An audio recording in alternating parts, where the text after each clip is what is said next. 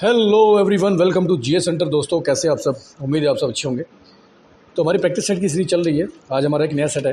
आज हम political set solve करने वाले हैं। प्रीवियस क्वेश्चन से काफ़ी इंपॉर्टेंट है। आने वाले जितने भी एग्जाम्स हैं उनमें बहुत ज़्यादा हेल्पफुल होने वाले हैं। यूपी उत्तर प्रदेश के एग्जाम तो हैं ही, बाकी आप जितने भी एग्जाम होने वाले हैं इंडिया के भी एग्जाम्स में बहुत ज़्यादा हेल्पफुल होने वाले हैं, क्योंकि जितने भी प्रीवियस क्वेश्चन पूछे गए हैं हर एक एग्जाम से उठा के लाए गए हैं, जिससे आपको बहुत ज़्यादा हेल्प मिलने वाली। क्योंकि एग्जाम में जो आने वाले एग्जाम्स हैं उसमें प्रीवियस ईयर से रिलेटेड बहुत सारी चीज़ें पूछी जाती हैं। 70-80% पोर्सन प्रीवियस ईयर का ही होता है, तो इसलिए बाकी 10-20% आपका करंट अफेयर्स वगैरह मान लो। तो इसीलिए अगर लगातार इसको सीरीज को सॉल्व करते रहेंगे तो दिक्कत नहीं होने वाली है, और जो पढ़ चुके हैं वो प्रैक्टिस सेट सॉल्व कर सकते हैं। फ्री भी मिल रहा है, आसानी से मिल रहा है। ठीक है, तो चलिए जल्दी शुरू करते हैं। हमारा पहला क्वेश्चन क्या है? पहला क्वेश्चन है हमारा कि भारतीय संविधान के निर्माण में संविधान को कितना समय लगा? तो भारतीय संविधान के निर्माण में कितना समय लगा था? 2 साल 11 महीने 18 दिन, 2 साल 8 महीने 12 दिन, 1 साल 2 महीने 12 दिन, या 3 साल 1 माह 4 दिन। तो भारतीय संविधान के निर्माण में कितना समय लगा था? तो सबको पता होगा कि 2 साल 11 महीने 18 दिन लगे थे, तो इसको ध्यान रखेंगे। ठीक है, कितना लगा था? 2 साल 11 महीने 18 दिन। तो उनका एज राइट आंसर हो जाएगा। नेक्स्ट हमारा क्वेश्चन है कि भारत में संविधान दिवस कब मनाया जाता है? संविधान दिवस तब मनाया जाता है जब भारत में संविधान को लागू किया गया था। अब भारत में संविधान को कब लागू किया गया था? 26 नवंबर को, 26 जनवरी को, 15 अगस्त को, या 26 दिसंबर को। तो संविधान दिवस कब मनाया जाता है? जिस दिन संविधान को लागू किया गया था। और संविधान को लागू कब किया गया था? 26 नवंबर को। अगर पूछे कि संविधान को कब लागू किया गया, कब बनकर तैयार हो गया था? 26 नवंबर को, लेकिन पूर्ण तरीके से कब लागू हुआ था? 26 जनवरी को। ठीक है, 15 अगस्त को हम क्या मनाते हैं? जल्दी बताओ कमेंट करके। तो 2 का एज राइट आंसर हो जाएगा 26 नवंबर को। ठीक है, नेक्स्ट क्वेश्चन है हमारा कि किसने संविधान को हिंदुओं का निकाय कहा था? काफ़ी इंपॉर्टेंट है, कथन काफ़ी इंपॉर्टेंट हो जाते हैं। कथनों से भी बहुत सारे क्वेश्चन पूछे जाते हैं कि संविधान को, भारतीय संविधान को हिंदुओं का निकाय किसने कहा था? विस्काउंट ने कहा था, चर्चिल ने कहा था, ऑस्टिन ने कहा था, या नन ऑफ द अबव। तो भारतीय संविधान को हिंदुओं का निकाय किसने कहा था? ये कहा था आपका विस्काउंट ने। किसने कहा था? विस्काउंट ने। ध्यान रखेंगे, 3 का एज राइट आंसर हो जाएगा। ये कथन बहुत ज़्यादा इंपॉर्टेंट, इनको 1-2 बार रिवीजन करते रहना, देखते रहना। कथन से बहुत ज़्यादा इंपॉर्टेंट क्वेश्चन आते हैं। नेक्स्ट हमारा क्वेश्चन है कि भारत का संविधान का प्रारूप तैयार करने वाली संविधान सभा के सदस्यों को, जो भारतीय संविधान सभा का प्रारूप जिसने तैयार किया था संविधान सभा ने, उसके सदस्यों को किसके द्वारा नामित किया गया था? क्या ब्रिटिश संसद ने नामित किया था, गवर्नर जनरल की परिषद के द्वारा नामित किए गए थे, या विभिन्न प्रांतों की विधानसभाओं द्वारा चुने गए थे, या भारतीय राष्ट्रीय कांग्रेस और मुस्लिम लीग द्वारा चुने गए थे? तो जल्दी से बताएंगे क्या राइट आंसर होगा। प्रारूप समिति को तैयार करने वाले जो सदस्य थे उनको नामित किसके द्वारा किया गया था? क्या गवर्नर जनरल के द्वारा, क्या ब्रिटिश संसद के द्वारा, क्या भारतीय राष्ट्रीय कांग्रेस के द्वारा, मुस्लिम लीग के द्वारा, या विभिन्न भारतीय प्रांतों की विधानसभाओं के द्वारा? तो 4 का सी इज द राइट आंसर हो जाएगा, क्योंकि ब्रिटिश के द्वारा नहीं किए गए थे, ये प्रांतीय विधानसभाओं से चुनकर आए थे। ठीक है, तो 4 का सी इज द राइट आंसर हो जाएगा। काफ़ी इंपॉर्टेंट पॉइंट ये भी है। अगला हमारा है कि सूची को मिलान कीजिए, सूची 1 से सूची 2 को। यहाँ पर दिए गए कुछ चीज़ें और जिन किन देशों से ली गई हैं। तो मूल अधिकार हमारे कहाँ से लिए गए हैं? तो मूल अधिकार जल्दी से बताएंगे। मूल अधिकार हमारे कहाँ से लिए गए हैं? तो मौलिक अधिकार लिए गए हैं। अच्छा, ये अब यहाँ पर एक कथन और कथन की बात करते हैं। यहाँ पर ऑस्ट्रेलिया तो विस्काउंट ने तो बोला था हिंदुओं का निकाय। ठीक है, हिंदुओं का निकाय तो बोला था विस्काउंट नहीं। अब अगर बात करें चर्चिल की, तो चर्चिल ने भारत के एक बड़े समुदाय के लिए बोला था कि, चर्चिल ने बोला था कि जो संविधान सभा है ना, भारत के एक बड़े समुदाय का प्रतिनिधित्व करती है। इनके बारे में थोड़ा सा ध्यान रखना है। ठीक है, कि और ऑस्टिन ने क्या बोला था कि जो संविधान सभा है, इनके कथन भी थोड़ा सा ध्यान रखो कि ऑस्टिन ने क्या बोला था कि जो संविधान सभा है वो एक दलीय देश का एक दलीय निकाय है। तो ये भी ध्यान रखना कि एक दलीय देश का एक दलीय निकाय है। कौन सी? भारतीय संविधान सभा। तो तीनों के बारे में तीनों कथन बता दिए हैं, तो काफ़ी इंपॉर्टेंट है। इनको बार बार रिविजन करते रहो, बार बार देखते रहो। ठीक है, अगला हमारा क्वेश्चन है कि सूचियों को मिलान करना है। अब सूची मिलान करना है तो मूल अधिकार कहाँ से लिए गए हैं? सबको पता होगा, यूएसए से लिए गए। संसदीय प्रणाली हमारी कहाँ से ली गई? तो यूके से ली गई है। आपातकाल कहाँ से लिया गया? आपात उपबंध कहाँ से लिए गए? तो जर्मनी से लिए गए हैं। और राज्य के नीति निदेशक तो कहाँ से लिए गए? तो आयरलैंड से लिए गए हैं। ठीक है, तो अब यहाँ पर मिलान करने को दिया गया है, तो राइट आंसर क्या हो जाएगा? जल्दी बताओ हमारा राइट आंसर क्या होगा। तो ए का हमारा क्या है? ये 2। देखो, तो ए का 2 है, कहाँ गया? ए का 2। जब ए का 2 है तो हम देख लेते हैं कि ए का 2 कहाँ पर है। तो हमारा ए का 2 यहाँ पर है, तो बी और डी एलिमिनेट हो गए। अब बी का 4 है या 2 है? जल्दी देखते हैं। तो बी का हमारा 4 है या 2 है? तो बी का आ गया संसदीय प्रणाली। बी का 4 है या 2 है? हमारी 4 है या 1 है? सॉरी, 4 है या 1 है? तो संसदीय प्रणाली हमारी कहाँ से ली गई? यूके से। तो बी का 1 हो जाएगा, बी का 1 हो जाएगा। तो बी का 1 हो जाएगा। देखो, ए का 2 हो गया, बी का 1 हो गया, तो हमारा सी इज द राइट आंसर हो जाएगा। 5 का सी इज हमारा राइट आंसर हो जाएगा। तो इस टाइप के मैचिंग करने के लिए एग्जाम में बहुत सारे क्वेश्चन देते हैं, तो इनका ध्यान रखना है। ठीक है, अगला हम क्वेश्चन देखते हैं। क्योंकि देखो, संयुक्त राज्य अमेरिका से बहुत सारी चीज़ें ली गई थी। अब जैसे मौलिक अधिकार तो है ही है एक, मौलिक अधिकार के अलावा क्या क्या लिया गया था? जल्दी से बताएंगे। संयुक्त राज्य अमेरिका से मौलिक अधिकार के अलावा क्या क्या लिया गया था? तो मूल अधिकार के अलावा अमेरिका से क्या क्या लिया गया था? ये लिया गया था आपके न्यायिक पुनरावलोकन, ठीक है। संविधान की सर्वोच्चता, अगर बात करें हम राष्ट्रपति का निर्वाचन किस प्रकार से होता है, ये भी अमेरिका से लिया गया था। राष्ट्रपति पर महाभियोग कैसे लगेगा, ये भी अमेरिका से लिया गया था। और उपराष्ट्रपति का पद भी अमेरिका से लिया गया था, तो ध्यान रखेंगे इसको। तो बहुत सारी चीज़ें अमेरिका से ली गई हैं। ब्रिटेन से क्या क्या लिया गया है, तो ब्रिटेन से संसदीय प्रणाली तो ली गई ब्रिटेन से, ठीक है। क्या लिया गया, संसदीय प्रणाली तो ली गई है। संसदीय विशेषाधिकार भी लिए गए हैं। विधि का शासन, देखो विधि के द्वारा स्थापित प्रक्रिया और विधि का शासन दोनों अलग हैं। तो विधि का शासन कहाँ से लिया गया है, ब्रिटेन से लिया गया है। संवैधानिक रूप से राष्ट्रपति की स्थिति जो है वो भी ब्रिटेन से ही ली गई, तो उसको भी ध्यान रखेंगे। जर्मनी से क्या दिया गया था कि आपातकाल के दौरान जो मौलिक अधिकार है उनका निलंबन, जर्मनी से क्या लिया गया था, आपातकाल के समय मौलिक अधिकारों का जो निलंबन होता है किस प्रकार से निलंबन होगा। नेक्स्ट हमारा आयरलैंड से हमने क्या लिया है, तो आयरलैंड से हमने क्या लिया है जल्दी बताएंगे। आयरलैंड से हमने नीति निर्देशक तत्व लिए हैं, ठीक है। राष्ट्रपति की निर्वाचन पद्धति, जो राष्ट्रपति है उसकी निर्वाचन पद्धति भी हमने आयरलैंड से ली है। और राज्यसभा के लिए सदस्यों का नामांकन, ध्यान रखो, राज्यसभा के लिए सदस्यों का नामांकन कहाँ से लिया, हमने आयरलैंड से लिया है। जल्दी से कमेंट करके बताओ कि हमने कनाडा से क्या क्या लिया है, कमेंट करो उसको कि कनाडा से हमने क्या क्या लिया है, ठीक है। अगला हम क्वेश्चन देखते हैं कि भारतीय संविधान में संशोधन प्रक्रिया का विचार किस देश से लिया गया है। भारतीय संविधान में संशोधन प्रक्रिया का विचार कहाँ से लिया गया है, तो संशोधन कर सकते हैं संविधान में, ये कहाँ से लिया गया, अमेरिका से, ब्रिटेन से, दक्षिण अफ्रीका से या फ्रांस से। तो हमने ये लिया है, 6 का सी राइट आंसर हो जाएगा, दक्षिण अफ्रीका से हमने संशोधन प्रक्रिया का विचार लिया है। और क्या चीज़ ली हमने दक्षिण अफ्रीका से, तो राज्यसभा के सदस्यों की निर्वाचन प्रक्रिया, ध्यान रखना। नामांकन हमने कहाँ से लिया है, तो नामांकन हमने लिया है आयरलैंड से। जो राज्यसभा में सदस्य नामांकित होते हैं, नामांकन होता है इनका, नामित होते हैं, वो आयरलैंड से लिया है। लेकिन राज्यसभा सदस्यों का निर्वाचन जो प्रक्रिया है वो हमने कहाँ से ली है, वो हमने ली दक्षिण अफ्रीका से। तो सारे के सारे एक एक पॉइंट ध्यान रखना है, ठीक है। क्या करना है, एक एक पॉइंट हमें ध्यान रखना है कि दक्षिण अफ्रीका से हमने संविधान की संशोधन प्रक्रिया तो ली है, बाकी हमने राज्यसभा सदस्यों के निर्वाचन प्रक्रिया को भी ग्रहण किया है, ठीक है। इसको भी हम ध्यान रखेंगे। अगला हम क्वेश्चन देखते हैं कि निम्नलिखित में से कौन से अवयव संविधान की मूल संरचना के तत्व हैं। तो कौन से ऐसे अवयव हैं जो संविधान की मूल संरचना के तत्व हैं। तो न्यायिक समीक्षा, क्या न्यायिक समीक्षा संविधान की संरचना का तत्व है। स्वतंत्र और निष्पक्ष चुनाव कराना, क्या ये है। उच्च न्यायालय की रिट जारी करने की शक्तियाँ, क्या ये है। व्यक्तित्व की स्वतंत्रता एवं गरिमा, तो केवल 1 और 2, केवल 2 और 3, केवल 3 और 4 या सभी। तो चलिए देखते हैं कि जो हमारी अवयव हैं भारतीय संविधान की मूल संरचना के कौन कौन से हैं। न्यायिक समीक्षा, बिल्कुल सही है कि अगर आप न्याय दे देते हैं उसके बाद समीक्षा की जानी। देखो 42वें संविधान संशोधन में इस चीज़ को नकार दिया गया था, लेकिन 44वां संविधान संशोधन लाकर फिर से इसको लागू कर दिया गया था। तो न्यायिक समीक्षा हमारे संविधान की मूल संरचना के ही तत्व है। पहला राइट हो जाएगा आपका। दूसरा है स्वतंत्र एवं निष्पक्ष चुनाव। क्या स्वतंत्र एवं निष्पक्ष चुनाव हमारी संविधान की मूल संरचना का तत्व है। बिल्कुल है कि स्वतंत्र और निष्पक्ष चुनाव होने चाहिए, तभी तो लोकतांत्रिक व्यवस्थाएं स्थापित हो पाएंगी।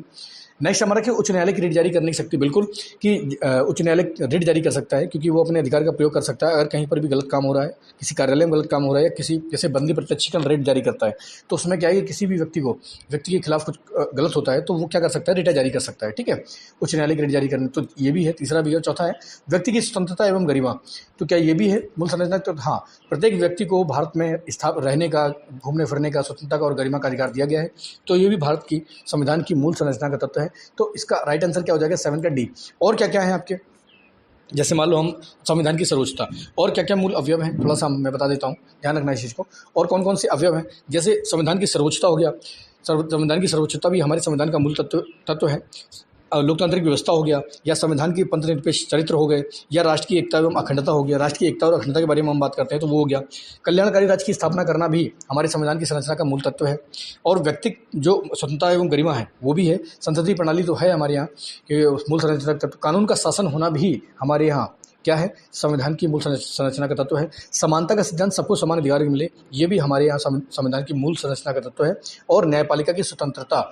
और अगर बात करें हम कि संविधान संशोधन की संसद की सीमित शक्ति, संविधान संशोधन के लिए संसद की सीमित शक्ति है, ये भी हमारे संविधान की मूल संरचना का तत्व है। तो काफ़ी इंपॉर्टेंट पॉइंट है, इनको बार बार रिवीजन करना, बार बार देखना, यहाँ से एग्जाम में बहुत सारे क्वेश्चंस बनते हैं।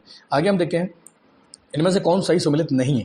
तो समितियां दी हैं, उनके अध्यक्ष दिए, तो कौन कौन सी। अल्पसंख्यक उपसमिति, क्या अल्पसंख्यक उपसमिति के अध्यक्ष JB कृपलानी साहब थे। मूल अधिकार की उपसमिति HC मुखर्जी थे। राष्ट्रीय ध्वज के लिए तदार समिति KM मुंशी थे, या प्रांतीय संविधान समिति के पटेल साहब थे।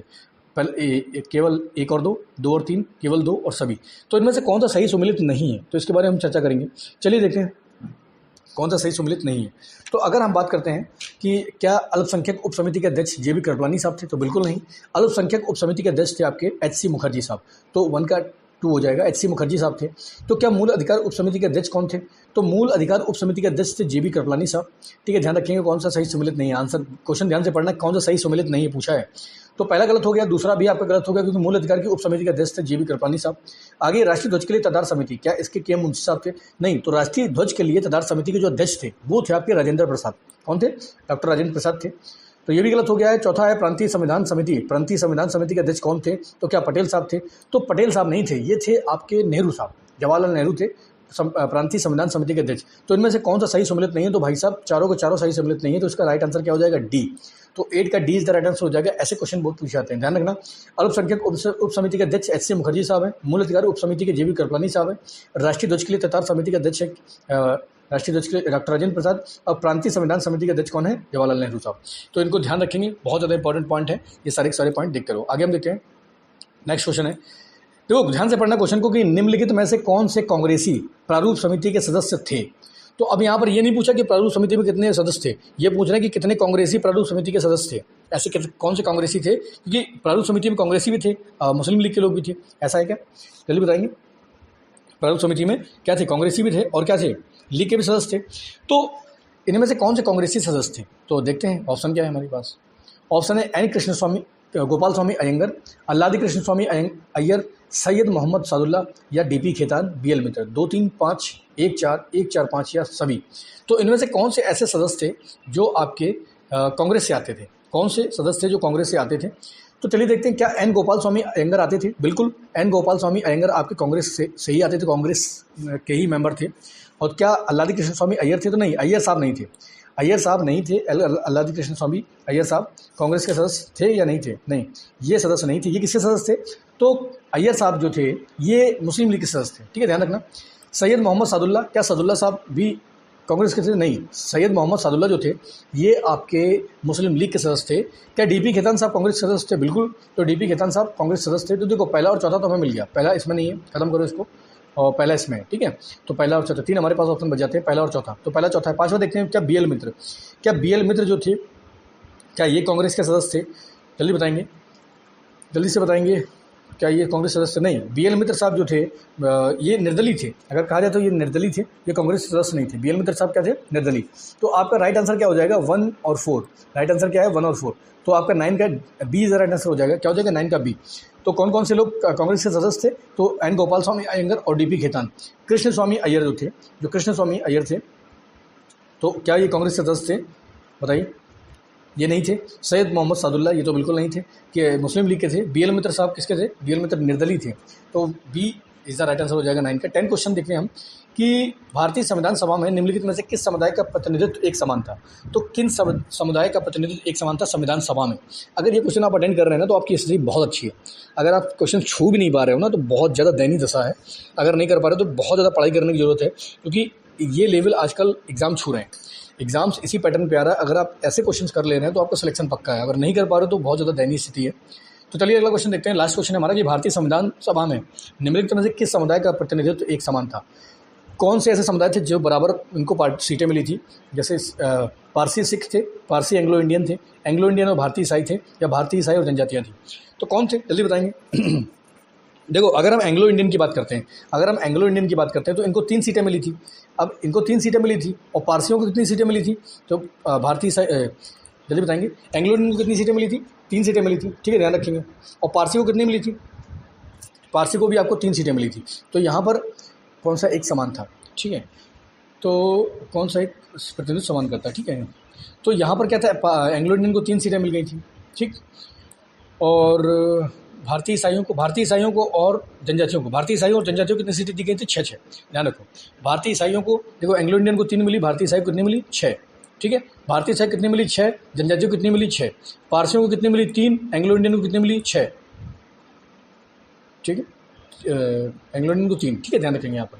तो एंग्लो इंडियन को कितनी मिली? यहाँ पर पारसी नहीं होना चाहिए था, यहाँ पर सिख होना चाहिए थे, ठीक है। ये पारसी और Anglo Indian, Parsi Anglo Indian को 3 मिली थी, और एंग्लो इंडियन को कितनी मिली थी आपकी? 3। भारतीय ईसाइयों को मिली थी 6, और जनजातियों को भी मिली थी 6। तो इसका वैसे तो राइट आंसर आपका कौन सा हो जाएगा? डी। लेकिन यहाँ पर पारसी और एंग्लो इंडियन भी दिया है, तो बी और डी दोनों राइट आंसर हो जाएंगे, क्योंकि पारसी और एंग्लो इंडियन, भारतीय ईसाई जो पारसी थे पारसी और एंग्लो इंडियन दोनों को 3-3 सीटें मिली थी। तो इसका राइट आंसर कौन से हो जाएंगे, बी और डी दोनों हो जाएगा, क्योंकि अगर यहाँ पर पारसी की जगह सिख कर देते तो यहाँ पर गलत हो जाता। तो ध्यान रखेंगे कि पारसियों को कितनी सीटें मिली थी, 3, एंग्लो इंडियन को कितनी मिली थी, 3, भारतीय ईसाइयों को कितनी मिली थी आपकी 6, और जनजातियों को कितनी मिली थी 6। तो इस प्रकार से हमारे 10 क्वेश्चन काफ़ी इंपॉर्टेंट है, इनको ध्यान रखना है, बार बार एग्जाम में क्वेश्चन पूछे जाते हैं। बहुत अच्छा लेवल है, अगर आप इस लेवल को छू पा रहे हैं पॉलिटी को पढ़ के तो बहुत अच्छी बात है, और नहीं छू पा रहे तो फिर बहुत ज़्यादा पढ़ने की ज़रूरत है। तो इसी तरीके से लगातार पढ़ाई के लिए हम डेली प्रैक्टिस सेट की सीरीज़ सॉल्व कर रहे हैं, और हम इसी तरीके से हमारी सीरीज़ कंटिन्यू रहेगी हर एक एग्जाम के लिए, यूपी पुलिस के लिए स्पेशली नहीं है, ठीक है। तो ध्यान रखो, लगातार पढ़ाई करो, लगातार मेहनत करो। आज के लिए इतने बहुत है। जय हिंद।